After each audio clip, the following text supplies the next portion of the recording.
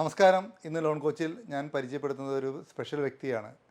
Special വ്യക്തി എന്ന് പറയാൻ പറ്റില്ല, നമുക്കിന്ന് കേരളത്തിൽ ഏതൊരു കൊച്ചുകുട്ടിക്ക് പോലും അറിയാവുന്ന ഒരു പേരാണ്. വേറെ ആരുമല്ല, നമ്മുടെ സ്വന്തം ബോച്ചെ. ബോബി ഏട്ടാ, ബോബി സാർ. ഞാൻ പല പേരിലും വിളിച്ചിട്ടുണ്ട്. ഞാൻ 2011 ബോബി ചെമ്മണൂർ ഗ്രൂപ്പിനെ പരിചയപ്പെടുമ്പോൾ, അഡ്വക്കേറ്റ് ബിൻ്റെ വഴിയായിട്ട് പരിചയപ്പെടുന്ന സമയത്ത് ഞാൻ എല്ലാവരും വിളിച്ചിരുന്നത് ബോബി ഏട്ടാ എന്നാണ് വിളിച്ചിരുന്നത്. അതിനുശേഷം കുറച്ച് കഴിഞ്ഞപ്പോൾ എല്ലാവരും ചെയർമാൻ, ഞാൻ കാണുന്ന ആൾക്കാർ സ്റ്റാഫും എല്ലാവരും അടക്കം ചെയർമാൻ എന്നാണ് വിളിച്ചിരുന്നത്. പിന്നെ ഈ അടുത്ത് ഒരു 3-4 വർഷമായിട്ട് അതിനെ മൊത്തം മാറ്റിയിട്ട് എല്ലാവരും തന്നെ ബോച്ചെ എന്ന് പറഞ്ഞ് വിളിച്ചു. ഞാൻ ആ പ്രിവിലേജ് ഉപയോഗിക്കുകയാണ്. ഞാൻ ഇൻ്റർവ്യൂവിൽ ഞാൻ ബോച്ചെന്ന് ഉപയോഗിക്കുകയാണ്. ബോബി ചെമ്മണ്ണൂരിൻ്റെ ഒരു ഷോട്ടാണ്, അതിലെല്ലാം വന്നു. പിന്നെ എനിക്കും ഈ സാറ് എന്നൊന്നും വിളിക്കുന്ന വലിയ താല്പര്യമുള്ള കേസല്ല. കാരണം സാറിന്ന് വിളിക്കുന്നത് ഗവൺമെന്റ് ഓഫീഷ്യൽസ്, അങ്ങനത്തെ പൊസിഷനിൽ ഇരിക്കുന്നവരെയാണ് നമ്മൾ വിളിക്കുന്നത്. എല്ലാവരെയും സാറിന്ന് വിളിച്ച പിന്നെ ആ സാറിന്റെ ഒരു മഹിമ അങ്ങ് പോയി. ബോച്ചയെ പറ്റി കൂടുതൽ സംസാരിക്കുന്നത്, ബോച്ചയ്ക്ക് പുറത്ത് ആൾക്കാർ സംസാരിക്കുന്നുണ്ടെന്നുള്ളത് ചിലപ്പോൾ ഒരു പക്ഷേ ബോച്ചയ്ക്ക് അത് അറിയണമെന്നില്ല. കാരണം ഞങ്ങളെപ്പോലുള്ള സാധാരണക്കാരാണ് കൂടുതലും ഇതിനെപ്പറ്റി ചർച്ച ചെയ്യുന്നത്. അപ്പോൾ ഞാൻ നോക്കുന്ന സമയത്ത് ബോച്ചയെപ്പോലെ ബിസിനസ് ചെയ്യുന്ന കുറേ എൻ്റെ ക്ലയൻസ് ഉണ്ട്. അതുപോലെ ബോച്ചയുടെ ലെവലും അതിന് മേലെ അതിന് താഴെയൊക്കെ ബിസിനസ് ചെയ്യുന്ന വളരെയധികം ക്ലയൻസ് ഉണ്ട്. ഇവരുടെയൊക്കെ ഒരു പ്രത്യേകത എന്ന് വെച്ചിട്ടുണ്ടെങ്കിൽ ഇവർ രാവിലെ തുടങ്ങി വൈകുന്നേരം വരെ ബിസിനസ്സിൻ്റെ പിന്നാലെയുള്ള ഓട്ടമാണ് ഇവർ ചെയ്യുന്നത്. അപ്പോൾ അത് നോക്കുമ്പോൾ അതിൽ നിന്ന് വ്യത്യസ്തമായിട്ട് എനിക്ക് കാണാൻ കഴിഞ്ഞത് ബോച്ചെ ഓടുന്നു, റെക്കോർഡ് ഇടുന്നു, തഗ് പറയുന്നു, ഇടിക്കുന്നു, പല ആക്ടിവിറ്റിയും ബോച്ച ചെയ്യുന്നു. കാരണം അതിൻ്റെ ഒപ്പം ബിസിനസ്സും ചെയ്യുന്നു. അപ്പോൾ അങ്ങനെ നോക്കുമ്പോൾ ഇപ്പോൾ ഇതുപോലുള്ള മറ്റ് ബിസിനസ്സുകാർ, അവർ ജ്വല്ലേഴ്സ് ഉണ്ട്, മാനുഫാക്ചേഴ്സ് ഉണ്ട്, ഹോൾസെയിൽ ചെയ്യുന്ന ആൾക്കാരുണ്ട്, പല ഫീൽഡിലുള്ള പല വെറൈറ്റി ബിസിനസ്സുകാരെല്ലാവരും ഉണ്ട്. ഇവർ അത്ഭുതത്തോടുകൂടി ബോച്ചയെ കാണാറുണ്ട്. അവർ നമ്മൾ ഡിസ്കസ് ചെയ്യാറുണ്ട്. ഇപ്പോൾ ഇവരെല്ലാവരും പല ആൾക്കാരും ബാങ്കിൽ നിന്ന് ലോൺ എടുത്താണ് ബിസിനസ് ചെയ്യുന്നത്. അവർ ചിലപ്പോൾ ഒരുപക്ഷെ 50 കോടി ലോൺ എടുത്തിട്ടുണ്ടാവും, 100 കോടി ലോൺ എടുത്തിട്ടുണ്ടാവും, 1000 കോടി, 10,000 കോടി, 5000 കോടിയൊക്കെ ലോൺ എടുത്ത ആൾക്കാരുണ്ടാവും. അപ്പോൾ ഇവർ ലോൺ എടുത്ത് ഇങ്ങനെ നിൽക്കുമ്പോൾ ബോച്ചയെപ്പോലുള്ള ഒരാൾ ഇതുപോലെ വലിയൊരു ബിസിനസ് ചെയ്യുമ്പോൾ വളരെ കുറച്ച് ലോൺ എടുത്തിട്ടാണ് ബിസിനസ് ചെയ്യുന്നത്. ബോച്ചയ്ക്ക് ഓർമ്മയുണ്ടോയെന്ന് അറിയില്ല. നമ്മൾ 2011-12 കാലഘട്ടത്തിലാണ് 17 കോടി രൂപ ചെമ്മണൂർ ജ്വല്ലേഴ്സിന് വേണ്ടി എടുത്തത് ഫെഡറൽ ബാങ്കിൽ നിന്ന്. 17 കോടിയാണ് നമ്മൾ ആദ്യം എടുത്തത്. അതിനുശേഷം നമ്മൾ NBOCക്ക് വേണ്ടിയിട്ട് ഒരു ജോഡി എടുത്തു. പിന്നെ അത് 50 ആക്കി. പിന്നെ കോർപ്പറേറ്റ് ഓഫീസിന് എടുത്തു. അങ്ങനെ നോക്കുമ്പോൾ ഏകദേശം 150 കോടിയോളം ലോണാണ് നമ്മൾ എടുത്തിട്ടുള്ളത്. അത് പലതും നന്നായിട്ട് തിരിച്ചടച്ചു, ചിലത് കണ്ടിന്യൂ ചെയ്യുന്നു. വളരെ കുറവാണ് ബാങ്കിനെ ഡിപ്പെൻഡ് ചെയ്യാറ്. ബാങ്കിൽ നിന്ന് അധികം എടുക്കാറില്ല. മിനിമം എടുക്കും. 25 എടുത്ത ഒരു വർഷം കൊണ്ട് തന്നെ നമ്മൾ പറഞ്ഞ സമയത്തിനൊക്കെ മുമ്പ് അടച്ചു. കാരണം അത്രയും പലിശ കളയണല്ലോ. 10-25 കോടിയുടെ ഉള്ളിലുള്ള ഇതൊക്കെ നമ്മൾ എടുക്കാറുള്ളൂ അധികം. പകരം നമ്മൾ എന്ത് ചെയ്യുന്ന വെച്ചാൽ, നമുക്ക് ഇൻട്രസ്റ്റ് വരാതിരിക്കാൻ വേണ്ടിയിട്ട് നമ്മൾ പല സ്കീമുകളുണ്ട്, സ്വർണത്തിന്റെ സ്കീമുകൾ. എനിക്ക് തോന്നുന്ന ഒരു 10-30 വർഷം മുമ്പ് ഞാൻ തുടങ്ങി വെച്ച ചില സ്കീമുകളുണ്ട്, പണിക്കൂലി ഇല്ലാത്തതും അങ്ങനത്തേതായ പല സ്കീമുകൾ ഇന്ന് കേരളത്തിലെ ഏകദേശം 10,000-ഓളം ജ്വല്ലറി ഷോപ്പുകൾ, ഇൻക്ലൂഡിങ് തനിഷ്ക് പോലും ആ സ്കീം ഉപയോഗിക്കുന്നുണ്ട്. അപ്പോൾ അങ്ങനെ നമ്മൾ ഇതൊക്കെ ആയിട്ടുള്ള, പിന്നെ ഷെയർ ഹോൾഡേഴ്സ് ഉണ്ട്.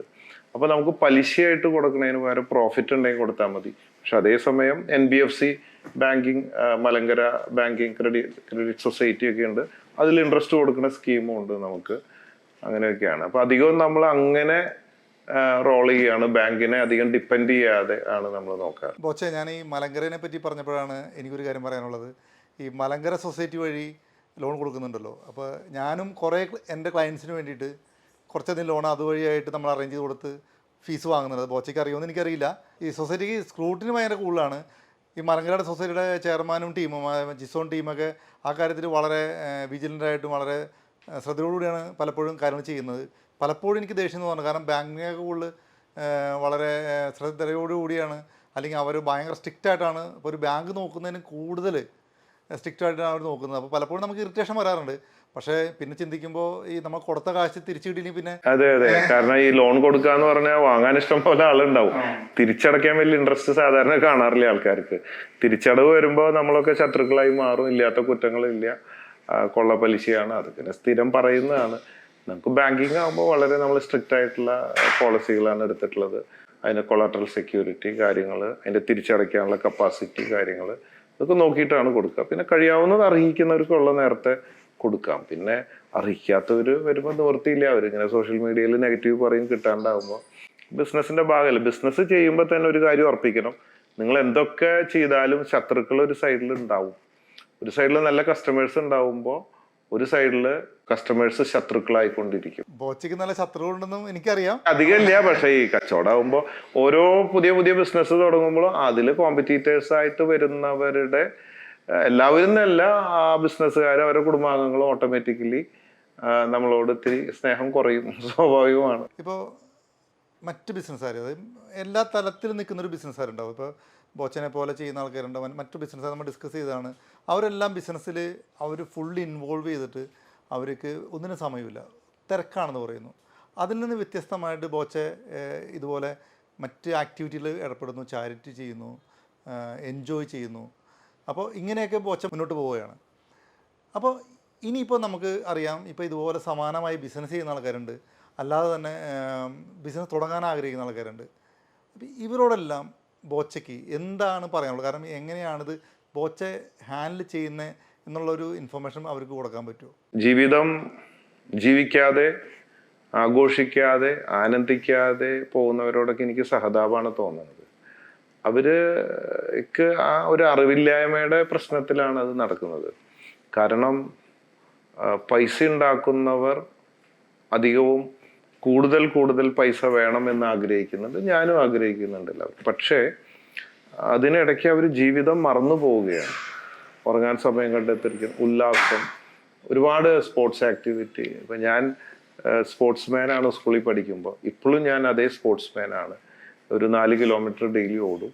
ഇടയ്ക്ക് മാസത്തിൽ 1-2 പ്രാവശ്യം ഒരു 10 കിലോമീറ്റർ ഓടി ആ കപ്പാസിറ്റി നമ്മൾ മെയിൻറ്റെയിൻ ചെയ്യുന്നുണ്ട്. എൻ്റർടൈനറാണ്, സോഷ്യൽ വർക്കറാണ്, ചാരിറ്റി, ബിസിനസ്, സ്പോർട്സ് എല്ലാം കൂടെ കൊണ്ടു നടക്കുകയാണ്. കാരണം നമുക്ക് ഒരു ജീവിതമേ ഉള്ളൂ. ശരിക്കും നമുക്ക് ശരിയായ ഒരു അറിവ് ലഭിച്ചു കഴിയുമ്പോൾ നമുക്കറിയാം, നമ്മൾ എത്ര വലിയവനാണെങ്കിലും എത്ര ചെറിയവനാണെങ്കിലും നമുക്കൊരു നിശ്ചിത സമയമേ ഉള്ളൂ. മനസ്സിലായില്ലേ? അപ്പോൾ ആ സമയത്തിൽ നമ്മളെല്ലാം ചെയ്ത് തീർക്കണം. പലരും പൈസ ഉണ്ടാക്കി ആവശ്യത്തിന് ആയിക്കഴിയുക എന്ന് ചിന്തിക്കും. ആവശ്യത്തിന് ആവില്ല, അത് കൂടി വരും. 1000 കോടി ഉണ്ടാകുമ്പോൾ 5000 കോടി, അപ്പോൾ 10000 കോടി ആവണം. മാത്രമല്ല മക്കളുടെ കല്യാണം, കുടുംബ പ്രശ്നങ്ങൾ, കുടുംബക്കാരുടെ പ്രശ്നങ്ങൾ എല്ലാം തീർന്നൊക്കെ ഒതുക്കി വെച്ച് പ്രാരാബ്ദങ്ങളൊക്കെ കഴിഞ്ഞിട്ട് വേണം ഒന്ന് ജീവിക്കാൻ എന്ന് വിചാരിക്കുകയാണ്. അങ്ങനെ പോയി ആ സമയം ആകുമ്പോഴേക്കും ആള് തട്ടിപ്പോവാണ്. അങ്ങനെ ഒരു സമയം ഇല്ലേ പല. അവരുടെ ഒരു ചിന്തകളും സാറ്റിസ്ഫാക്ഷനും അതാണ്. നമുക്ക് ശരിയായ ഒരു അറിവ് വന്നു കഴിയുമ്പോൾ, നമ്മളിപ്പോൾ കോവിഡ് വന്നു, ഒരുപാട് പേര് മരിച്ചുപോയി. അപ്പം നമുക്ക് ആയുസ് അല്ലെങ്കിൽ സമയം ഇതൊന്നും നമ്മളുടെ കയ്യിലല്ല കണക്കൂട്ടി വെക്കാനായിട്ട്. അപ്പോൾ പറ്റണതൊക്കെ അപ്പോൾ ചെയ്യുക. അതിൽ പ്ലസ് മൈനസും സുഖ ദുഃഖങ്ങളൊക്കെ ഉണ്ടാവും. അത് സുഖം ദുഃഖം അനുഭവിച്ച് അങ്ങനെ മുമ്പോട്ട് പോവുക. ഉള്ളതുകൊണ്ട് ഹാപ്പി ആയിട്ട് ജീവിക്കുക, പരാതികളില്ലാതെ. ആഗ്രഹങ്ങൾ വേണം, അത്യാഗ്രഹങ്ങൾ ഉണ്ടാവരുത്. ഇങ്ങനെയൊക്കെയുള്ള ഒരു അറിവ് കൊണ്ടാണ് ഞാൻ അങ്ങനെ സുഖമായിട്ട് ജീവിക്കുന്നത്. പിന്നെ ഇപ്പോൾ എത്ര 1000 കോടി ഉണ്ടാക്കിയാലും അത് സൂക്ഷിച്ചു വെക്കാനേ നമുക്ക് പറ്റൂ. ഒരു പരിധിക്ക് അപ്പോഴും നമ്മൾ എത്ര കാറ് വാങ്ങും, അല്ലെങ്കിൽ എത്ര നേരം ഭക്ഷണം കഴിക്കും, എത്ര ചെലവാക്കാൻ പറ്റും, ഇത് കഴിഞ്ഞൊക്കെ സൂക്ഷിക്കാനേ പറ്റുള്ളൂ. അപ്പോൾ അതുകൊണ്ട് ആ ഒരു അറിവ് വെച്ചിട്ടാണ്. ബോച്ച ഈ ഗെയിമിൻ്റെ കേസ് പറഞ്ഞപ്പോഴാണ് ബോച്ചയുടെ ഈ ഗെയിമിനോടുള്ള ഇൻട്രസ്റ്റ് എനിക്ക് പേഴ്സണലായിട്ട് ഒരു ഗുണം കിട്ടിയ കാര്യം ഞാനിപ്പോൾ പറയുകയാണ്. നമ്മൾ വേൾഡ് കപ്പ് ഉണ്ടായല്ലോ, ഖത്തർ വേൾഡ് കപ്പ് ഉണ്ടായപ്പോൾ ബോച്ചയും അവിടെ നിറ സാന്നിധ്യമായിരുന്നു ആ സമയത്തൊക്കെ. അപ്പോൾ എനിക്ക് ബോച്ചേനോട് നാട്ടിൽ വെച്ച് പല കാര്യങ്ങളും പറയാൻ, ചില കാര്യം അവതരിപ്പിക്കാൻ പറ്റുമ്പോൾ കാണാൻ പറ്റുന്നില്ല. അപ്പോൾ ഞാനും എനിക്ക് കാണാൻ വേണ്ടി പലപ്പോഴും ഫോൺ ചെയ്ത് പല ആൾക്കാരെ PMമാരെയൊക്കെ വിളിച്ചിട്ട് കിട്ടുന്നുണ്ടായിരുന്നില്ല. അങ്ങനെ ഇരിക്കുമ്പോൾ ഞാനും വേൾഡ് കപ്പിന്, ഞാൻ വൈഫിന് വേൾഡ് കപ്പിന് വന്ന് തിരിച്ച് വന്ന വഴിക്ക് ബോച്ചേനെ എയർപോർട്ടിൽ വെച്ച് കണ്ടു. ബോച്ച ഉറക്കണ്ടാവും ചിലപ്പോൾ ഒരു പക്ഷേ. അന്ന് ബോച്ച ഇടപെട്ടിട്ട് എൻ്റെ ഒരു കാര്യം നടക്കുകയും ചെയ്തു.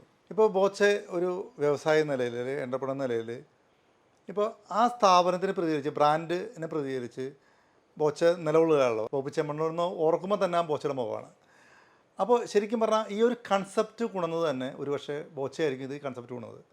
ഇത് ശരിക്കും മനഃപൂർവ്വമാണോ അല്ലെങ്കിൽ യാദൃശ്ചികമാണോ? കുറച്ചൊക്കെ എനിക്ക് marketing passion, sales and marketing passion ഉണ്ട്. പിന്നെ ചില കാര്യങ്ങളൊക്കെ കുറച്ച് സംഭവിച്ചു പോകുന്നതാണ്. ഫാൻസ് കാര്യങ്ങൾ വരാൻ കാരണം ഞാൻ കാസർഗോഡ് നിന്ന് തിരുവനന്തപുരം വരെ റോട്ടിലൂടെ 812 കിലോമീറ്റർ ഓടി. അത് മാർച്ച് ഏപ്രിൽ മാസത്തിലാണ് ഓടുന്നത്. അപ്പോൾ ആ ഓട്ടത്തിൽ എനിക്കൊരു ഒറ്റ ഉദ്ദേശമുള്ളൂ, ഒരു world record, Limca record, India record, ഇങ്ങനെ 3-4 റെക്കോർഡുകൾ കരസ്ഥമാക്കുക.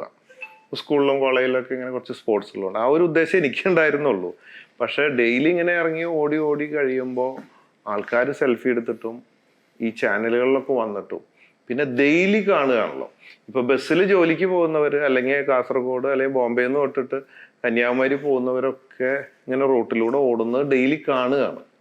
പിന്നെ നാട്ടുകാർ കുറച്ച് കുറച്ച് ദൂരം നമ്മുടെ ഒപ്പം ഓടുകയാണ്. അപ്പൊ അതൊരു ആഘോഷമായി മാറി. അപ്പോൾ ആരും ചെയ്യാത്ത ഒരു പ്രാന്ത് ഒരാൾ ചെയ്യുമ്പോൾ മാത്രമല്ല കേട്ടോ, ഓട്ടത്തിൽ ഒരുപാട് പേര് നിവേദനങ്ങൾ തരുന്നു. അതൊക്കെ വെച്ചിട്ട് അന്ന് മുഖ്യമന്ത്രി വഴി ഞാൻ 1000 ചില്ലാൻ ചെക്ക് 14 കോടി രൂപ ഞാൻ ഈ പാവങ്ങൾക്ക് ഈ ഓട്ടത്തിനിടയ്ക്ക് കൊടുക്കുകയും ചെയ്തിരുന്നു. അതൊരു സോഷ്യൽ കോസിനും കൂടിയിട്ടുള്ള ഒരു ഓട്ടമായിരുന്നു.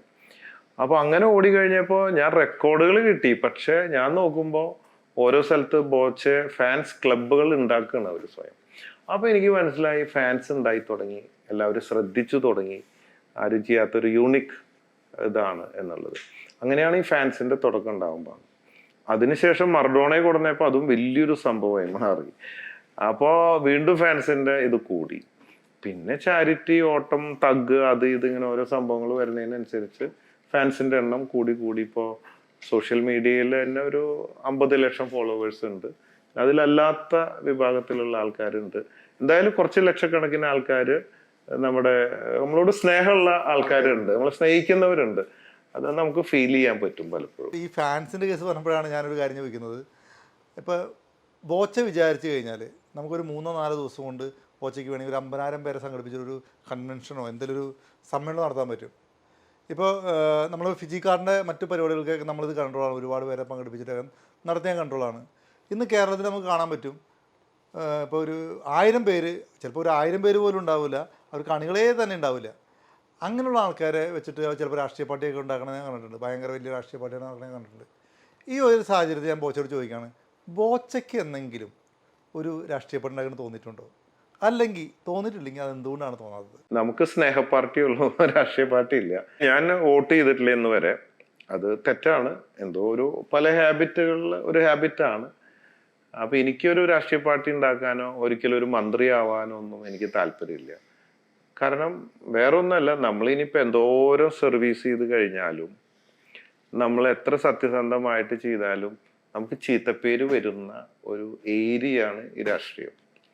അത് എന്തെങ്കിലും കാരണങ്ങളൊക്കെ ആയിട്ട് പലതും ഉണ്ടാവും. നമ്മൾ കണ്ടുകൊണ്ടിരിക്കുന്നതാണ്. ഉള്ളതിനും ഇല്ലാത്തതിനും ഒക്കെ രാഷ്ട്രീയക്കാർ, ഇത് ഏത് പാർട്ടി ആയാലും ഏത് മന്ത്രി ആയാലും ഒക്കെ അവരെയൊക്കെ ഇങ്ങനെ ആക്ഷേപിച്ചു കൊണ്ടിരിക്കും. അപ്പം എനിക്ക് അങ്ങനത്തെ ഒരു ചീത്തപ്പേര് കേൾക്കാൻ താല്പര്യമില്ല. പിന്നെ എൻ്റെ ലൈൻ സർവീസാണ് അവർ ചെയ്യുന്നത്. ഞാൻ രാഷ്ട്രീയ പാർട്ടി ഒന്നും ഇല്ലാതെ എന്നെ കൊണ്ട് പറ്റാവുന്ന സർവീസും സഹായങ്ങളും ജനങ്ങൾക്ക് പറ്റാവുന്ന ഞാൻ ചെയ്യുന്നുണ്ട്. ഒരിക്കലും രാഷ്ട്രീയത്തിൽ ഇറങ്ങാൻ താല്പര്യമില്ല. അല്ലെങ്കിൽ സിനിമയിൽ അഭിനയിച്ച് ഒരു നടനാവാൻ ആഗ്രഹമില്ല. പിന്നെ സൂപ്പർ ഹീറോ ഇപ്പൊ AI കാലഘട്ടം ആയതുകൊണ്ട് അഭിനയിക്കേണ്ട ഒരു പരിപാടി ഇല്ലല്ലോ. നമ്മൾ 360 ഫോട്ടോ എടുത്തു കൊടുത്തിട്ട് കുറച്ച് ടെക്നിക്കൽ കാര്യങ്ങളിലൊക്കെ നിന്ന് കൊടുത്താൽ ഓട്ടോമാറ്റിക്കലി നമ്മൾ അഭിനയിച്ചോളും. അപ്പൊ അതുകൊണ്ട് ഞാനും മറഡോണയും, ബ്രൂസ്ലിയുടെ കൺഫർമേഷൻ ആയിട്ടില്ല, നെഗോസിയേഷൻ നടക്കുന്നു. ഞാൻ, മറഡോണ, ബ്രൂസ്ലി 3 പേരും കൂടി സൂപ്പർ ഹീറോസ് എന്ന് പറഞ്ഞ നല്ല കഥയൊക്കെ വെച്ചിട്ട് AI ഇറങ്ങണം എന്നൊക്കെ വിചാരിച്ച് കുറച്ച് നാളായി. അതിങ്ങനെ ഓരോ മൂഡ് വരുമ്പോൾ ചെയ്യും. ചിലപ്പോൾ കുറച്ചൊക്കെ ഷൂട്ട് ഇതാക്കി വെച്ചിട്ടുണ്ട്. ചിലപ്പോൾ അങ്ങനെ വരാൻ മതി. ഞാൻ അത്ര സിനിമ കാണാൻ ഭയങ്കര ഇഷ്ടമാണെങ്കിലും അത്ര സിനിമയിൽ അഭിനയിക്കാനൊന്നും വലിയ താല്പര്യമൊന്നും എനിക്കില്ല. വ്യക്തി എന്ന നിലയിലും ഒരു വ്യവസായ നിലയിലും ബോച്ചനെ സംബന്ധിച്ച് പറയുകയാണെങ്കിൽ ഒരുപാട്, അതായത് ചില്ലറയല്ല, ഒരുപാട് വിവാദങ്ങളും ആരോപണങ്ങളും പ്രതിസന്ധികളും ഒരുപാട് നേരിട്ടിട്ടുണ്ട്. ഇവിടെയൊക്കെ ഞാനടക്കമുള്ളത് ഒരുപാട് ആൾക്കാർ, ഞാനടക്കമുള്ള ആൾക്കാർ വിചാരിച്ചിട്ടുണ്ട് ബോച്ച കയ്യിൽ നിന്ന് പോയി. പക്ഷേ ഇവിടെ ഞാൻ പിന്നെ കണ്ടുവന്ന് വെച്ചിട്ടുണ്ടെങ്കിൽ ബോച്ചയൊക്കെ ഒരു ഫിനിക്സ് പക്ഷിനെ പോലെ ഞങ്ങൾ ഉയർത്തി വന്ന ഒരു കാഴ്ചയിൽ കാണാൻ പറ്റിയത്. ഇവിടെ ഞാൻ ബോച്ചനോട് എനിക്ക് ചോദിക്കാനുള്ളത്, ഈ തിരിച്ചു വരവിൻ്റെ തന്ത്രങ്ങളും മന്ത്രങ്ങളും എന്തെങ്കിലും ഉണ്ടോ? അതിനെപ്പറ്റി എന്തെങ്കിലും എക്സ്പ്ലെയിൻ ചെയ്യാൻ പറ്റുമോ? ഉയർന്നു വരാ, താങ്കൾ ഉദ്ദേശിച്ചത് ജയിലിൽ പോയ കാര്യമായിരിക്കും. ജയിലിൽ പോയപ്പോഴും എന്നോട് ഒരുപാട് ചോദിച്ചിട്ടുണ്ട്, അദ്ദേഹം ഇനിയിപ്പോൾ തിരിച്ചു വരാൻ പറ്റില്ല, തകർന്നു പോയി എന്നുള്ള രീതിയിൽ എന്നോട് ചോദിച്ചിട്ടുണ്ട്. ഈ ജയിലിലൊക്കെ പോയി വന്നു ആ സമയത്ത് ഒരുപാട് കോലാഹലങ്ങൾ, പബ്ലിസിറ്റികൾ, അങ്ങനെ ഇങ്ങനെ ബോച്ച ഇതോടുകൂടി തീർന്നു എന്നൊക്കെ പല ഇതുണ്ടായിരുന്നു. അതിൽ ഇത്രയേ ഉള്ളൂ. ഈ ബിസിനസ് ബേസ് ചെയ്തിട്ട് 2 കാര്യങ്ങളാണ് ഈ ജയിലിൽ പോയപ്പോൾ ഉണ്ടാവുന്നതിനെ സംബന്ധിച്ചിട്ട്. 3 ദിവസമാണ് ജാമ്യം കിട്ടിയിട്ട്, ഒരു ദിവസം കൂടെ ഞാൻ അവിടെ കിടന്നു. അപ്പോൾ അവിടെ 2 കാര്യങ്ങൾ. ബിസിനസ്സിനെ സംബന്ധിച്ച് എനിക്ക് ടെൻഷൻ ഇല്ല. കാരണം ഞാൻ ജയിലിൽ പോയാലും എൻ്റെ ഓപ്പറേഷൻ എല്ലാ കാര്യങ്ങളും സിസ്റ്റമാറ്റിക് ആയിട്ട് നടന്നുകൊണ്ടിരിക്കും. അതിപ്പോൾ ഞാൻ അമേരിക്കയിലാണെങ്കിലും ജയിലിലാണെങ്കിലും നമ്മുടെ ഷെയർ ഹോൾഡേഴ്സിന് അവർക്ക് കിട്ടേണ്ട ലാഭവിഹിതം അവർക്ക് കറക്റ്റായിട്ട് ഇത്രയും വർഷങ്ങളായിട്ട് അവർക്ക് കിട്ടിയിട്ടുണ്ട്. ഒരാൾക്ക് പോലും ഇന്ന് വരെ 1 രൂപ കിട്ടിയില്ല, വൈകിപ്പോയി എന്നുള്ള പരാതിയില്ല. പിന്നെ സ്റ്റാഫ്, അവരുടെ സാലറി അവർക്ക് കിട്ടിക്കൊണ്ടിരിക്കും. അപ്പോൾ ഒരാളുടെ, ഇപ്പം ടാറ്റയൊക്കെ പറഞ്ഞില്ലേ, അവളുടെ ഒരു സക്സസ്ഫുൾ സ്റ്റോറിയിൽ പറഞ്ഞ് ഞാൻ കേട്ടത്, ടാറ്റ പറയാണ്, ഞാൻ മരിച്ചു പോയാലും ഇതിൽ കൂടുതൽ സിസ്റ്റമാറ്റിക് ആയിട്ട് ഇത് നടന്നു പോകുന്ന രീതിയിൽ ഞാൻ എല്ലാം സിസ്റ്റമാറ്റിക് ആക്കി വെച്ചിട്ടുണ്ട്. രത്തൻ ടാറ്റ മരിച്ചിട്ടും ഭംഗിയായിട്ട് കാര്യങ്ങൾ നടന്നു പോകുന്നുണ്ട്. അപ്പം ഞാൻ ജയിലിൽ പോയാലും എവിടെ പോയാലും സിസ്റ്റമാറ്റിക് ആയിട്ട് കാര്യങ്ങൾ നടന്നു പോകുന്നുള്ളത് കൊണ്ട് എനിക്ക് അതിൻ്റെ ഉള്ളിലിരിക്കുമ്പോൾ യാതൊരു ടെൻഷൻ എനിക്കില്ല. ഇതൊക്കെ ഭംഗിയായിട്ട് നടന്നു എന്നുള്ളതാണ്. അല്ലെങ്കിൽ തന്നെ നമ്മൾ എന്തോരം അമേരിക്കൻ ഷോപ്പിൽ പോവും, പല രാജ്യത്തും പോവും, പല സ്ഥലത്തും പോവും, ഇതൊക്കെ സിസ്റ്റമാറ്റിക് ആയിട്ട് നടന്നു. അതാണ് ബിസിനസ്സിനെ സംബന്ധിച്ചിട്ടുള്ള ഒരു ഭാഗം. 2, ജയിലിൽ പോയപ്പോൾ ചോദിക്കാറുണ്ട് പലരും, ബോച്ചെ ദുഃഖിച്ചോ, ബോച്ചെ കരഞ്ഞോ, വലിയൊരു വിഷമായില്ല ആദ്യമായിട്ടല്ല ഇങ്ങനെയൊക്കെ എന്നുള്ളത്. അതിനെ സംബന്ധിച്ച് ഞാൻ പറയുമ്പോൾ എനിക്ക് യാതൊരു വക ദുഃഖം ജയിലിൽ പോയപ്പോൾ ഉണ്ടായില്ല, ഒരു വിഷമവും ഉണ്ടായില്ല. ഞാൻ കറക്റ്റ് 10:30 സുഖമായിട്ട് ഉറക്കം വലിച്ച് കിടന്നുറങ്ങി. മറ്റുള്ളവരൊക്കെ ഇരുന്ന് കരയാണ്, അയ്യോ എൻ്റെ ഭാര്യ, എൻ്റെ കുട്ടി, എൻ്റെ ഇത് പ്രശ്നങ്ങൾ എന്നൊക്കെ പറഞ്ഞിട്ട്. അപ്പോൾ ബോച്ചെ മുമ്പും ജയിലിൽ പോയിട്ട് പരിചയമുണ്ടോ? കാരണം ഈ ഉറക്കമൊക്കെ കാണുമ്പോൾ ആൾക്കാർക്ക് ഞാൻ പറഞ്ഞു, ഞാൻ പോയിട്ടില്ല, പക്ഷെ അതൊരു അറിവാണ്. അത് എൻ്റെ ഫാദറിൻ്റെ നിന്നൊക്കെ കിട്ടിയ ഒരു അറിവിൻ്റെ ഇതുകൊണ്ടാണ് എനിക്ക് ആ ഒരു ധൈര്യം അല്ലെങ്കിൽ ഒരു വിഷമമില്ലാതെ നല്ല ചങ്കുറ്റത്തിൽ അത് ഫേസ് ചെയ്യണം. ഒന്ന്, ഞാൻ മനഃപൂർവ്വം ഒരു കുറ്റം ചെയ്തിട്ടില്ല എന്നുള്ളൊരു ബോധ്യമുള്ളത് കൊണ്ട് ജനങ്ങളത് മനസ്സിലാക്കും എന്ന ബോധ്യമുണ്ട് എനിക്ക്. നമുക്ക് നമ്മുടെ മനസാക്ഷിയോട് ചോദിക്കുമ്പോൾ കുറ്റബോധമില്ല. പിന്നെ തമാശകളൊക്കെ പറഞ്ഞു, അതിപ്പോൾ ആരെങ്കിലും വേദനിപ്പിച്ചിട്ടുണ്ടെങ്കിൽ മനഃപൂർവ്വമായിരിക്കില്ല, പക്ഷെ എന്നുള്ളതാണ്.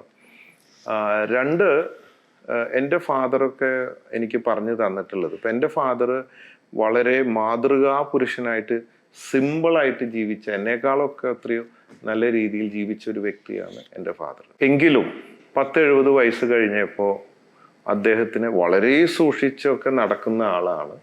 എങ്കിൽ പോലും വണ്ടി ഇടിച്ച് കയ്യും കാലും ഒടിഞ്ഞു, തല പൊട്ടി, ബ്രെയിൻ ഓപ്പറേഷൻ, കോമ, അങ്ങനെ ഇതൊക്കെ ഫേസ് ചെയ്ത് ഒരു 6-7 വർഷം കഴിഞ്ഞ് ആള് വളരെ ആരോഗ്യത്തോടു കൂടെ വീണ്ടും വിൽ പവറോടുകൂടെ തിരിച്ചു വന്നിട്ട് വീണ്ടും വർഷങ്ങളോളം ബിസിനസ്സിൽ തുടരുകയാണ്. ഇതിനിടയ്ക്ക് ഈ അപകടം കഴിഞ്ഞിട്ട് വീണ്ടും ആൾക്ക് ക്യാൻസർ പിടിപെട്ടു.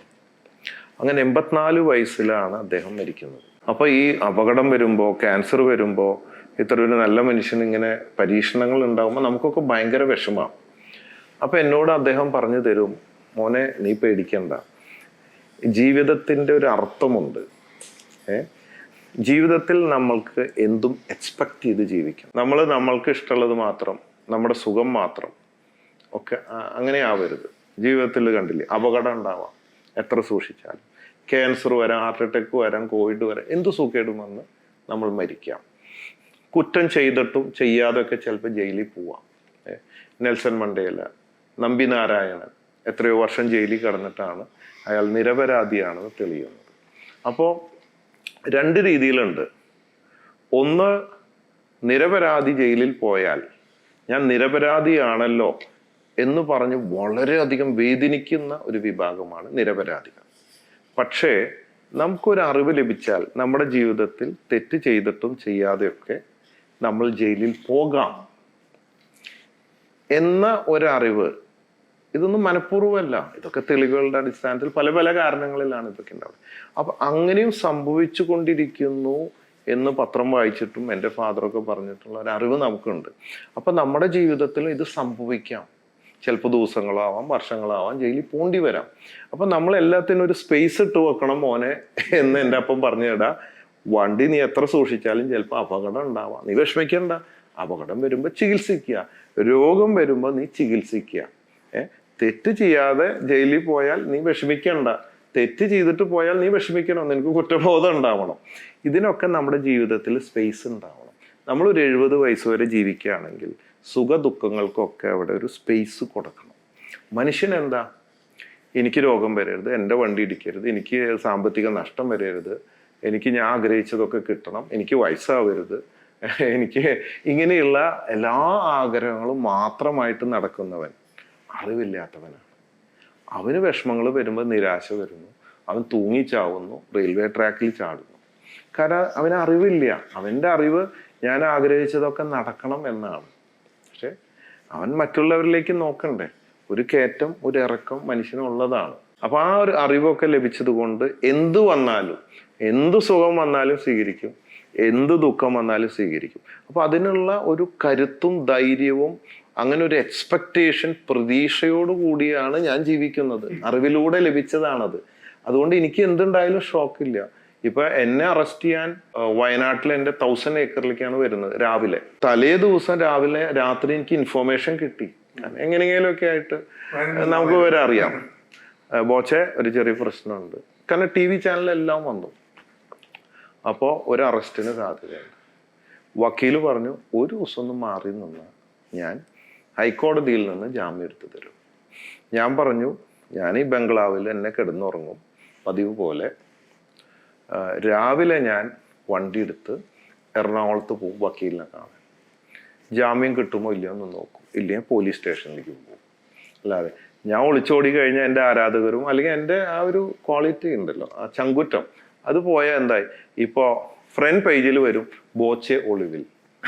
ഇപ്പം അങ്ങനെയല്ല വന്നത്. ഫ്രണ്ട് പേജിൽ ബോച്ചയെ അറസ്റ്റ് ചെയ്തു, ബോച്ചയെ പോയി, ബോച്ചയെ 3 ദിവസം കഴിഞ്ഞ് ജാമ്യം കിട്ടി, എന്നിട്ടും ഞാൻ ജാമ്യം കിട്ടിയിട്ട് ഇറങ്ങിയില്ല. അതെന്താണെന്ന് വെച്ചാൽ കുറേ പാവങ്ങൾ അവിടെ കിടക്കുന്നുണ്ട്, ചെറിയ ചെറിയ പെറ്റി കേസുകൾ, അങ്ങനെ ഇങ്ങനെയൊക്കെ. അപ്പം അവരും കൂടെ ഒന്ന് സഹായിച്ചിട്ട് അവരും കൂടെ ഒന്ന് ഇറക്കാമെന്ന് ഓർത്തിട്ടാണ് അങ്ങനെ തീരുമാനിച്ചത്.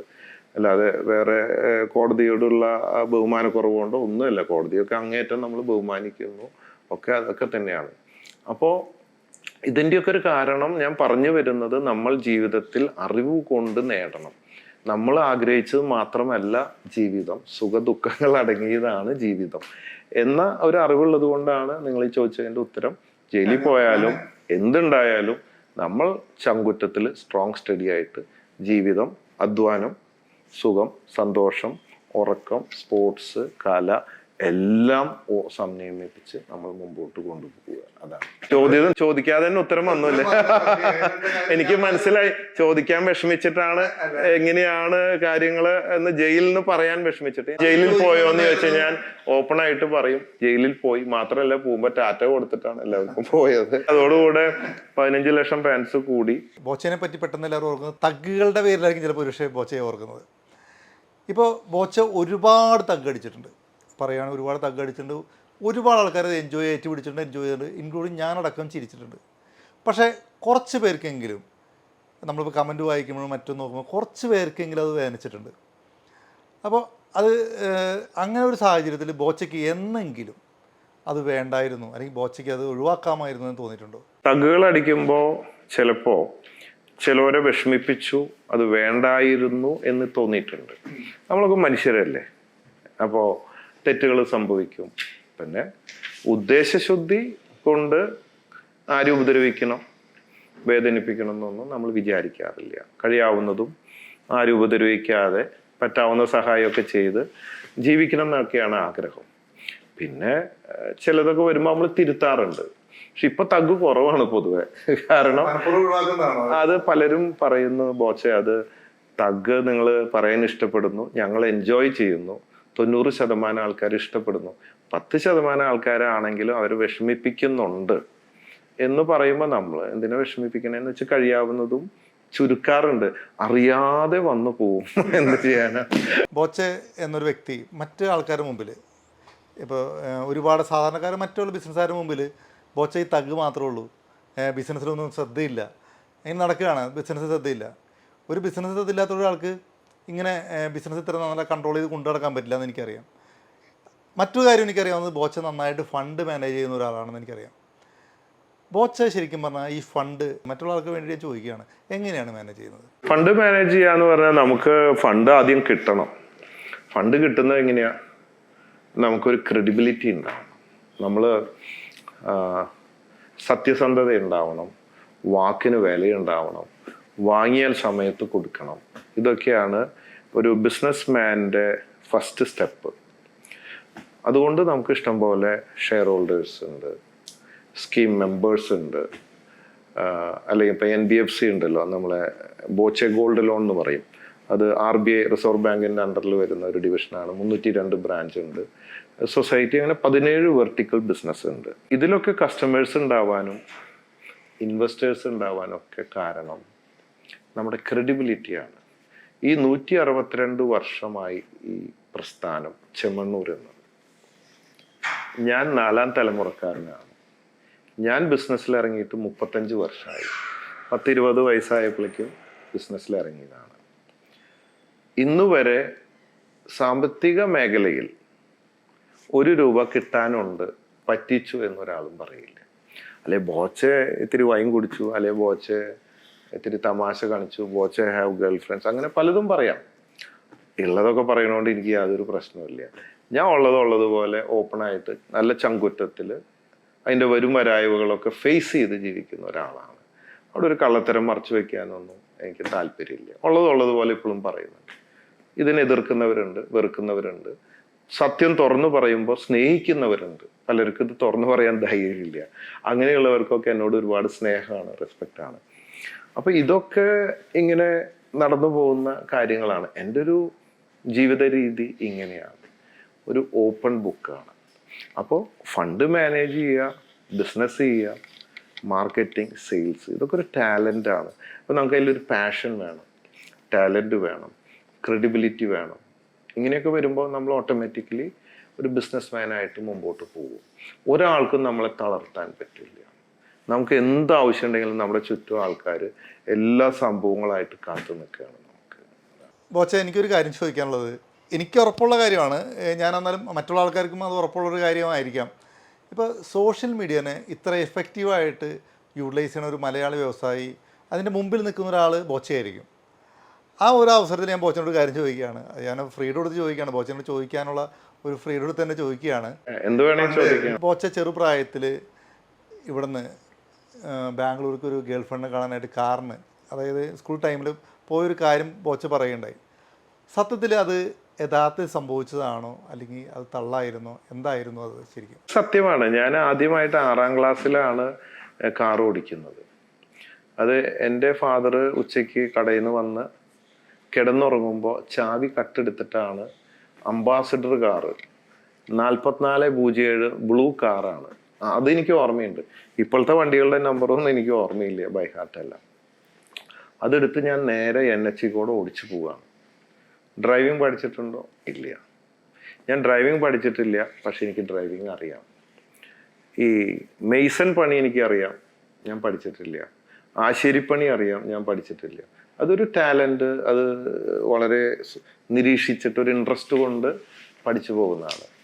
അപ്പോൾ 9ാം ക്ലാസ്സിൽ ഞാൻ കാർ ഓടിച്ച് ബാംഗ്ലൂരിൽ പോയി എൻ്റെ ഗേൾ ഫ്രണ്ടിനെ കണ്ട് അവിടുത്തെ ഒരു ഡിസ്കോത്തിക്കിൽ പോയി ഞാൻ ഡാൻസ് കളിച്ചു. ഇതൊരു ആഗ്രഹമായിരുന്നു, അത് സാധിച്ചു ഞാൻ. ഇന്ന് ബാംഗ്ലൂർ അതേ റോട്ടിൽ അതിലും വലിയ ഒരു ബോച്ചെ ക്ലബ്, ഡിസ്കോത്തിക്കും പബ്ബും ബ്രൂറിയും ഒക്കെ ഞാൻ അവിടെ തുടങ്ങി, ഒരു പാഷന് വേണ്ടി. അന്ന് ഡാൻസ് കളിച്ചു, അതിന് ശേഷം ഇങ്ങനെ ഒരെണ്ണം തുടങ്ങണമെന്ന് ആഗ്രഹിച്ചു. അത് 2-3 വർഷം മുമ്പാണ് അതും സാധിച്ചത്. സത്യം പറയട്ടെ ബോച്ച, സത്യം പറഞ്ഞാൽ ഞാൻ വിചാരിച്ചത് തള്ളായിരുന്നാണ്. ഇപ്പോൾ അത് ഏകദേശം ഒരു ക്ലാരിറ്റി കിട്ടിയല്ലോ. തള്ളേണ്ടടത്തൊക്കെ തള്ളാറുണ്ട്, ഇതൊന്നും തള്ളല്ല.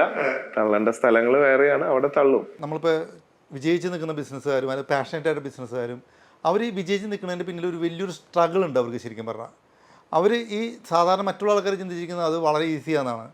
ഇപ്പോൾ അവർ വളരെ സ്ട്രഗിൾ ചെയ്തിട്ടും അവർ ഉറക്കൊളിച്ചിട്ടും അതുപോലെ തന്നെ മറ്റ് എഫേർട്ട് എടുത്തിട്ടും ആയിരിക്കും ഈ പിന്നിൽ വിജയിച്ചിരിക്കുന്നത്. ഇപ്പോൾ നമ്മൾ തന്നെ ഇപ്പോൾ ഈ ഇൻ്റർവ്യൂ നടത്തുന്നത് ഇപ്പോൾ സമയം 1:30 മണിയായി, പുലർച്ചെ 1:30. ഞാൻ ഇന്ന് വന്നത് തന്നെ 6 മണിക്കാണ്. പകല് വന്നില്ല, ഫോണിലും പിന്നെ കുറച്ച് ഓട്ടവും ചാട്ടവും ഗസ്റ്റൊക്കെ ആയിട്ടായിരുന്നു. 6 മണിക്ക് വന്നു. ഞാൻ പോകുന്നത് ഇപ്പൊ ഇനി 2 മണിയാവും. ഇന്നലെ ഞാൻ പോയതും പുലർച്ചെ 2 മണിക്കാണ്. രാത്രി ഞാൻ വർക്ക് ചെയ്തത്.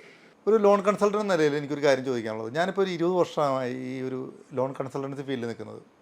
എൻ്റെ അടുത്ത് ഒരുപാട് ആൾക്കാർ ലോൺ ആവശ്യപ്പെട്ട് വരാറുണ്ട്. കുറേ ആൾക്കാർ വന്നിട്ട് അത് എതിര് പറയാറുണ്ട്. ലോൺ എടുത്ത് കൊടുക്കുന്നത് തന്നെ തെറ്റാണ്, ലോൺ എടുക്കരുത് എന്ന് പറയുന്ന ഒരു വിഭാഗം ആൾക്കാർ വേറെയുണ്ട്. കുറേ ആൾക്കാർ എടുക്കാനും വരുന്നുണ്ട്. ബോച്ച ഒരു വ്യവസായിയാണ്, ലോൺ എടുത്ത് ബിസിനസ് ചെയ്യുന്ന ആളുമാണ്. ബോച്ചയുടെ അഭിപ്രായത്തിൽ ലോൺ എടുത്ത് ബിസിനസ് ചെയ്യുന്നത് ശരിയാണ്? ബോച്ചയുടെ അഭിപ്രായം എന്താണ് അതിനെപ്പറ്റി? ലോൺ എടുക്കണോണ്ട് തെറ്റൊന്നുമില്ല. നമ്മള് ഇപ്പൊ ബിസിനസ് ചെയ്യുന്നത് എന്താ, ഇപ്പോൾ ഏറ്റവും വലിയ ഗ്രൂപ്പുകൾ തന്നെ എടുത്തു കഴിഞ്ഞാൽ ഇന്ത്യയിലെ നമ്പർ 1 ഗ്രൂപ്പ് എടുത്താൽ പോലും അവരൊക്കെ ലോൺ എടുത്തിട്ട് തന്നെയാണ് ബിസിനസ് ചെയ്ത് വന്നത്. പിന്നെ എന്താ ചെയ്യണേ, ജനങ്ങളുടെ ഷെയർ കമ്പനി ലിസ്റ്റ് ചെയ്യുന്നു, IPO, ഷെയർ ഹോൾഡേഴ്സ് വരുന്നു, ഫണ്ട് വരുന്നു, അങ്ങനെയല്ലേ ചെയ്യണേ. അല്ലാണ്ട് 25,000 കോടി ആദ്യം തന്നെ വീട്ടിൽ നിന്ന് എടുത്തിട്ടാണോ ബിസിനസ് ചെയ്യുന്നത്? ബിസിനസ് ചെയ്യുമ്പോൾ കടം വാങ്ങണം, പക്ഷെ പറഞ്ഞാൽ കൊടുക്കണം, സമയത്ത് കൊടുക്കണം, കൊടുത്തിരിക്കണം. ലോണിനെ പറ്റി പറഞ്ഞപ്പോഴാണ് ഞാൻ വേറൊരു കാര്യം ബോച്ചനോട് പറയാൻ ഉദ്ദേശിക്കുന്നത്. ചെമ്മണ്ണൂർ ഗ്രൂപ്പിന് 2 ധനകാര്യ സ്ഥാപനങ്ങളുണ്ട്. ഒന്ന് ചെമ്മണ്ണൂർ ക്രെഡിറ്റ് ആൻഡ് ഇൻവെസ്റ്റ്മെൻറ്റ് എന്ന് പറഞ്ഞ ഗോൾഡ് ലോൺ കമ്പനിയും, അതുപോലെ തന്നെ മലങ്കര ക്രെഡിറ്റ് സൊസൈറ്റിയും. ഇപ്പോൾ ചെമ്മണ്ണൂർ ക്രെഡിറ്റ് ആൻഡ് ഇൻവെസ്റ്റ്മെൻറ്റ് ഇപ്പോൾ കൂടുതലും ഗോൾഡ് ലോണാണ് ചെയ്യുന്നത്. മലങ്കര ക്രെഡിറ്റ് സൊസൈറ്റി ഇതെല്ലാം ചെയ്യുന്നുണ്ട്, പ്രോപ്പർട്ടി ലോൺ എല്ലാം ചെയ്യുന്നുണ്ട്. ഇപ്പോൾ ഈ മലങ്കര ക്രെഡിറ്റ് സൊസൈറ്റി വഴിയായിട്ട് എനിക്ക് അഭിമാനത്തോടെ പറയാൻ പറ്റും, ഒരുപാട് വളരെ വിഷമിച്ച് പോയ പല ക്ലയൻസിനെ നമുക്ക് സഹായിക്കാൻ പറ്റിയിട്ടുണ്ട്. അപ്പോൾ അവിടെ സംഭവിച്ചു വെച്ചിട്ടുണ്ടെങ്കിൽ ഇപ്പോൾ ഇവരെല്ലാവരും വന്നിട്ട് ബോച്ചയെ കാണണമെന്ന് എല്ലാവരും പറയുന്നുണ്ട്. കാരണം അവരത്രയും ഒരു സ്ട്രഗിൾ നിൽക്കുന്ന സമയത്ത് ആ ഫണ്ട് ഉപയോഗിച്ച് അവർ രക്ഷപ്പെട്ടു.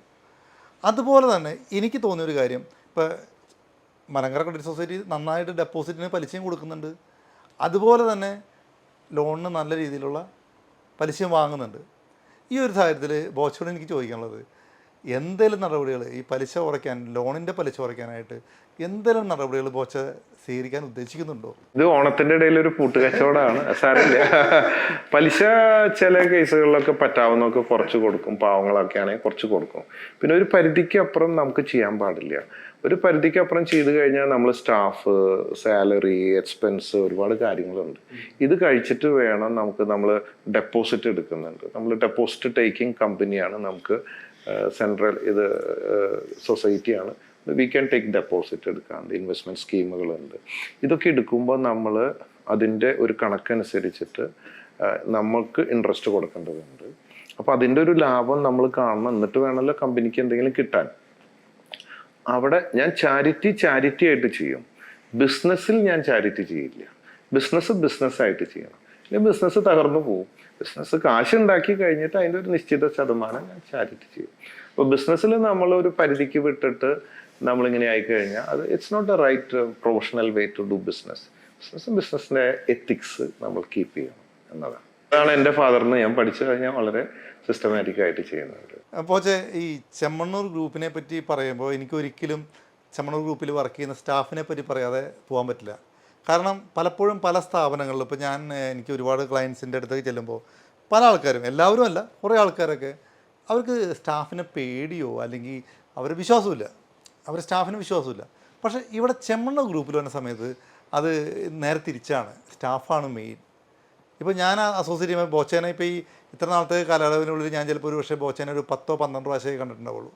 പക്ഷേ എല്ലാം സ്റ്റാഫ് വഴിയാണ് ചെയ്യുന്നത്. എനിക്ക് അവരൊക്കെ പേരെടുത്ത് എല്ലാവരും പേര് പറയാൻ പറ്റില്ല, എന്നാലും തോമസ് സാറുണ്ട്, ജിസോ ഉണ്ട്, സ്വരാജ് ഉണ്ട്, അനിലുണ്ട്, ജോജി ഉണ്ട്, അങ്ങനെ തുടങ്ങി ഒരുപാട് ആൾക്കാർ എനിക്ക് പരിചയമുള്ളതായിട്ട് ഞാൻ പറഞ്ഞത്. ഒരുപാട് ആൾക്കാർ ബോച്ചയുടെ കൂടെയുണ്ട്. എന്താണ് ബോച്ചയുടെ ഒരു മന്ത്രം, ഈ സ്റ്റാഫിനെയൊക്കെ ഇങ്ങനെ കൂടെ നിർത്തുന്ന ഒരു മന്ത്രം എന്താണ്? നമ്മളിപ്പോൾ ജീവിക്കുന്നത് ഓക്സിജൻ ശ്വസിച്ചിട്ടാണ് എന്ന് പറഞ്ഞ പോലെ ഒരു ബിസിനസ്സിന്റെ ഓക്സിജൻ ജീവനാണ് സ്റ്റാഫ് ഇല്ലാണ്ട് നമ്മളൊരു വ്യക്തി എന്തോരം കഴിവുണ്ടെങ്കിലും നമുക്ക് ഒന്നും ചെയ്യാൻ സാധിക്കില്ല. അപ്പോൾ വിശ്വസ്തരായ സ്റ്റാഫ് ഉണ്ടാവുക എന്നതാണ്. പിന്നെ അവരെ നമ്മൾ പഠിപ്പിക്കണം, അവരെ പഠിച്ചിട്ട് അവർ ഇത് ചെയ്യാൻ നമ്മൾ സപ്പോർട്ട് ചെയ്യണം. അവർ ചെയ്യണം സിസ്റ്റമാറ്റിക് ആയിട്ട്. ഇപ്പം ഞാൻ മാത്രം ചെയ്യുകയാണെങ്കിൽ ഒരു കടയിട്ടിട്ട് ഞാൻ ഇരിക്കേണ്ടി വരും. ഈ 17 തരം ബിസിനസ്സുകൾ ചെയ്യുമ്പോൾ, പല രാജ്യത്ത് ബിസിനസ്സുകൾ ചെയ്യുമ്പോൾ അവർക്ക് വിട്ടുകൊടുക്കണം. എന്നിട്ട് അതിൻ്റെ കടിഞ്ഞാണം നമ്മുടെ കയ്യിൽ ഉണ്ടാവണം. കുറച്ച് ലൂസാക്കി കൊടുക്കണം. വല്ലാണ്ട് ലൂസാകുമ്പോൾ ഒന്ന് ടൈറ്റ് ചെയ്യേണ്ടി വരും. അങ്ങനെയൊക്കെയാണ് ഇത് നടത്താൻ പറ്റുള്ളൂ. എൻ്റെ കൂടെയൊക്കെ എത്രയോ വർഷങ്ങൾ പഴക്കമുള്ള സ്റ്റാഫ്, 30 വർഷം പഴക്കമുള്ള സ്റ്റാഫുകളുണ്ട്. അവരൊക്കെ നമ്മൾ അങ്ങനെ മെയിൻറ്റെയിൻ ചെയ്യും. ചിലർ വന്ന് 6 മാസം കൊണ്ട് പോകും. അത് അപ്പ കണ്ടവൻ അപ്പാന്ന് വിളിച്ച് ചാടി നടക്കുന്ന ആൾക്കാരുണ്ട്. അത് നമുക്കൊരു ഗുണമില്ല, അവർക്കും ഗുണമില്ല, വേറെ ആർക്കും ഗുണം ഉണ്ടാവില്ല. ബോച്ച, എനിക്ക് വേറെ കാര്യം പറയാനുള്ളത്, ഇപ്പോൾ കേരളത്തിൻ്റെ സാമ്പത്തിക വളർച്ച നോക്കുമ്പോൾ ബോച്ച നൽകുന്ന സംഭാവന വളരെ വലുതാണ്. ഒരുപാട് ആൾക്കാർക്ക് തൊഴിൽ നൽകുന്നുണ്ട്. ഒരുപാട് സംരംഭങ്ങൾ കൊടുക്കുന്നുണ്ട്. നല്ല രീതിയിൽ സാലറി കൊടുക്കുന്നുണ്ട്. എനിക്കറിയാം, നല്ല രീതിയിൽ സാലറി കൊടുക്കുന്നുണ്ട്. അപ്പോൾ അതുപോലെ തന്നെ ബോച്ച ഇപ്പോൾ സോഷ്യൽ മീഡിയയിൽ ഇപ്പോൾ തരംഗമായിക്കൊണ്ടിരിക്കുന്ന ഒരു കാര്യമാണ് ബോച്ച ലോണില്ലാതെ വാടക വാങ്ങിയിട്ട് വീട് പണിത് കൊടുക്കുന്ന ഒരു സ്കീമിനെ പറ്റി ബോച്ച ആൾറെഡി അനൗൺസ് ചെയ്ത് കഴിഞ്ഞു. അതുപോലെ പുതിയ ജ്വല്ലറികൾ വരുന്നു. അതുപോലെ 1000 ഏക്കേഴ്സിൽ ടൂറിസം പ്രോജക്റ്റുകൾ വരുന്നു. അങ്ങനെ ഒരുപാട് പ്രോജക്റ്റുകൾ വരുന്നുണ്ട്. എന്തൊക്കെയാണ് ബോച്ചയ്ക്ക് പുതിയ പ്രോജക്റ്റിനെ പറ്റി എന്താണ് പറയാനുള്ളത്? വരുന്നത് ഇപ്പോൾ ബോച്ചെ ഹോംസ് ആണ് പുതിയതായിട്ട് വരുന്നത്. ബോച്ചെ ഹോംസ് RTO എന്ന് പറയും, rent to own, that is RTO എന്ന് പറഞ്ഞു കഴിഞ്ഞാൽ അത് ദുബായിൽ ഒരു വലിയ കമ്പനി അത് പരീക്ഷിച്ചിട്ട് അവര് 10,000s of crores ബിസിനസ്സും പ്രോഫിറ്റ് ഉണ്ടാക്കിയൊരു മോഡലാണ് ഞാൻ കോപ്പി അടിക്കുന്നത്. അതായത് നമ്മൾ വീടുകൾ ഉണ്ടാക്കി വെക്കും, 30 ലക്ഷം, 50 ലക്ഷം, അങ്ങനെ 60 ലക്ഷം ഫ്ലാറ്റുകളും വില്ലകളും ഉണ്ടാക്കി വെക്കും. അതിപ്പോൾ നമ്മുടെ തന്നെ ഭൂമികളിൽ ഇപ്പോൾ കുറച്ച് ചെയ്യാൻ പോവുകയാണ്. ഇപ്പോൾ എനിക്ക് കൽപ്പറ്റ ബോച്ചെ 1000 ഏക്കർ ഉണ്ട്. അതല്ല, അതിലിപ്പോൾ ഒന്നും നമ്മൾ ചെയ്യുന്നില്ല, ടൂറിസം റിസോർട്ട് കാര്യങ്ങളാണ്. വേറൊരു 10 ഏക്കർ ടൗണിലുണ്ട്, കൽപ്പറ്റ. പിന്നെ ഇവിടെ തൃശ്ശൂർ NH ഒരു 100 ഏക്കർ ഉണ്ട്. അതിൽ ബോച്ചെ ഹിൽസ് എന്ന് പറഞ്ഞിട്ട് ഒരു ഇതുണ്ട്. പിന്നെ ഓക്സിജൻ സിറ്റി ഉണ്ട്. ഓക്സിജൻ സിറ്റിയിൽ ഇപ്പോൾ ഒരു വലിയ ബിൽഡിംഗ് പണിതിട്ട് അതിൽ ബാറ്, റൂംസ്, റെസ്റ്റോറൻറ്റ്സ് ഒക്കെ ഇപ്പോൾ ജനുവരിക്ക് അല്ലെങ്കിൽ ഫെബ്രുവരി ഉദ്ഘാടനം ചെയ്യാൻ പറ്റുന്നുണ്ട്. അതുപോലെ ബോച്ചെ ഹിൽസ് ഉണ്ട്. അപ്പോൾ അതിലൊക്കെ ഇങ്ങനെ പല ജില്ലകളിലും എനിക്ക് സ്ഥലങ്ങളുണ്ട്. അവിടെ വീടുകളും ഫ്ലാറ്റുകളും കെട്ടിയിട്ട് അതിൽ മറ്റുള്ളവർക്ക്, ഇപ്പോൾ വാടകയ്ക്ക് താമസിക്കുന്നവർക്ക്, വീടില്ലാത്തവർക്കും വാടകയ്ക്ക് താമസിക്കുന്നവർക്കും അവിടെ വന്ന് താമസിക്കാം. അവിടെ താമസിച്ചിട്ട് എനിക്ക് റെന്റ് മാത്രം തന്നാൽ മതി. അതൊരു നിശ്ചിത മാസം കഴിയുമ്പോൾ, എത്രയോ മാസങ്ങൾ കഴിയുമ്പോൾ ആ വീട് അവരുടെ സ്വന്തമാകും. ഞാൻ ഫ്ലാറ്റ് വിൽക്കുന്നില്ല, അവർക്ക് സിവിൽ സ്കോർ ആവശ്യമില്ല, ലോൺ ആവശ്യമില്ല, ഒന്നും ആവശ്യമില്ല. പെട്ടിയും കിടക്കെടുത്തിട്ട് വാടക വീട്ടിൽ നിന്ന് വന്ന് ഇവിടെ താമസിക്കാം, എല്ലാം റെഡി ആയിട്ടിരിക്കും. മാസം കൊടുക്കണ വാടക എനിക്ക് തന്നാൽ ഇത്ര മാസം കഴിയുമ്പോൾ ഇത് അവർ സ്വന്തമായി. ഇനി അവർ ലാൻഡ് നോക്കാനും ടാക്സ് അടയ്ക്കാനും വീട് പണിയിപ്പിക്കാനും അതിൻ്റെ നൂലാമാലകളും പ്രശ്നങ്ങളായിട്ടൊന്നും പിന്നാലെ നടക്കണ്ട. വീടുകൾ പണിതിട്ടും വന്ന് താമസിക്കാം. അതാണ് അത്. ഇന്ത്യയിലും UAE-യിലും ചെയ്യാൻ പോവുകയാണ്. ഇപ്പോൾ UAE-യിൽ ഞാൻ പോയിരുന്നു, കഴിഞ്ഞ ആഴ്ച അവിടെ ഉണ്ടായിരുന്നു. അവിടെ ഒരു 100 ഏക്കറോളം ഭൂമി നോക്കി വെച്ചിട്ടുണ്ട്. അത് കച്ചവടം ആയിട്ടില്ല, അതിൻ്റെ കാര്യങ്ങൾ നീക്കിക്കൊണ്ടിരിക്കുകയാണ്. ഇപ്പോൾ ഗൾഫിൽ ഇവിടെയൊക്കെ ആയിട്ട് ഒരു കൺസ്ട്രക്ഷൻ, ഒരു ഡെവലപ്പറായിട്ട് ഒക്കെ ആയിട്ട് ബോച്ചെ ഹോംസ് RTO, ഇതാണ് അതിൻ്റെ പേര്. RTO, rent to own. Rent കൊടുത്ത് വീട് സ്വന്തമാക്കാം. നിങ്ങൾ ഒരു കഷ്ടപ്പാടും ലോണും ഇതൊന്നും ഇല്ല. ഇത് നിങ്ങളുടെ ശത്രുവാണ്. നിങ്ങൾ ലോൺ ശരിയാക്കി കൊടുക്കുന്ന ആളാണ്. അതല്ല, ഞങ്ങൾ ഈ കോർപ്പറേറ്റ് ലോണുകളൊക്കെ ആണ് കൂടുതൽ ചെയ്യുന്നത്. ഈ ഹോം ലോണൊക്കെ ഞങ്ങളുടെ ലെസ് പ്രയോറിറ്റിയാണ്.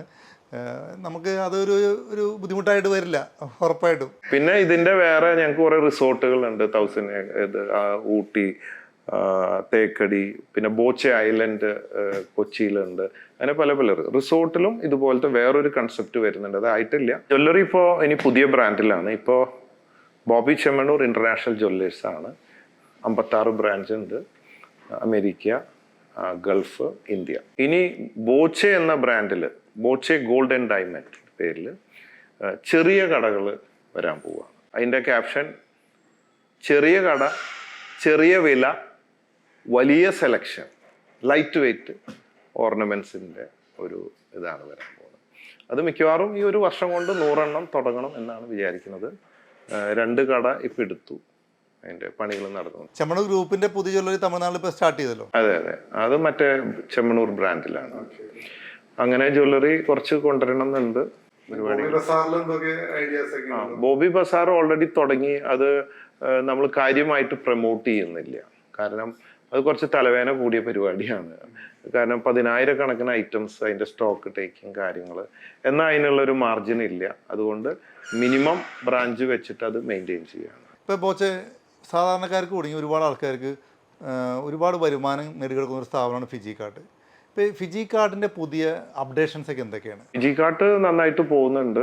അതെനിക്കൊരു വളരെ പാഷനുള്ള ഒരു ഏരിയ ആണ്. ഒരു നെറ്റ്വർക്കാണ് ഡയറക്റ്റ് സെല്ലിങ്.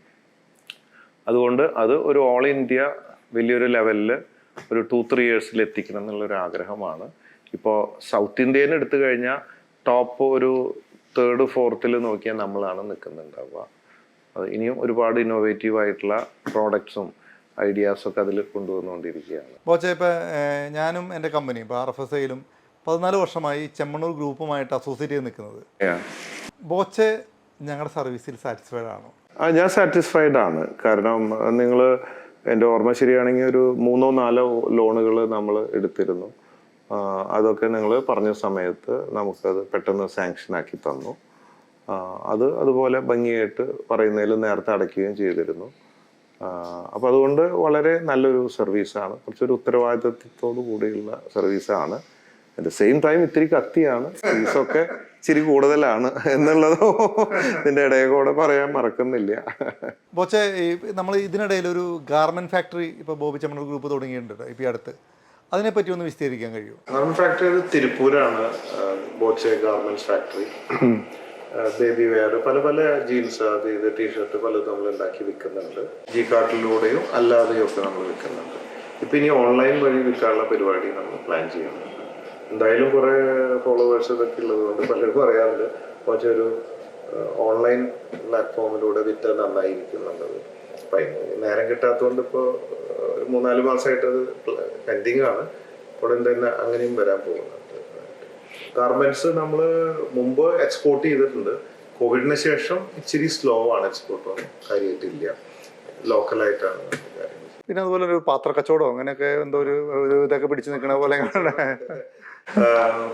മറ്റേ ബോച്ചെ അപ്ലയൻസസ്, പുട്ടുകുടം, ഇഡ്ഡലി പാത്രം, ചട്ടി കിട്ടി, അങ്ങനെ കുറെ സാധനങ്ങളൊക്കെ ഉണ്ട്.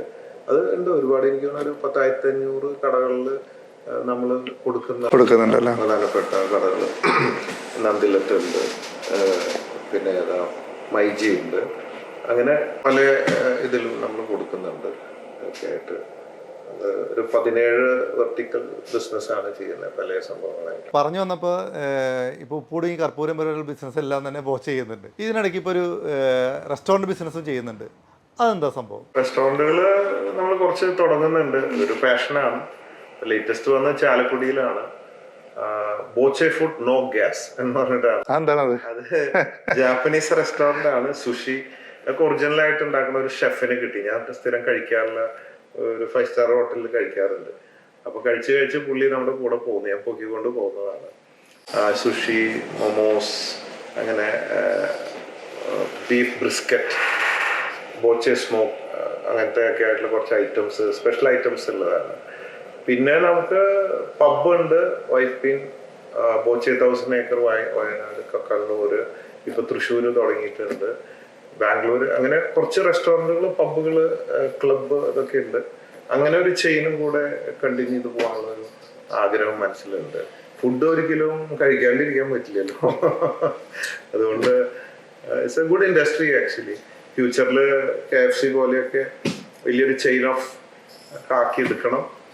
പിന്നെ കൊണ്ടു നടക്കാൻ വലിയ ബുദ്ധിമുട്ടാണ്. കോച്ച്, ഞാൻ ഈ ലോൺ കോച്ച് ആരംഭിച്ചപ്പോൾ എൻ്റെ ഒരു ആദ്യത്തെ ആഗ്രഹം എന്തായിരുന്നു വെച്ചാൽ, ആദ്യം തന്നെ ഫസ്റ്റ് ഇൻ്റർവ്യൂ ബോച്ചനെ വെച്ച് ചെയ്യണമെന്നായിരുന്നു.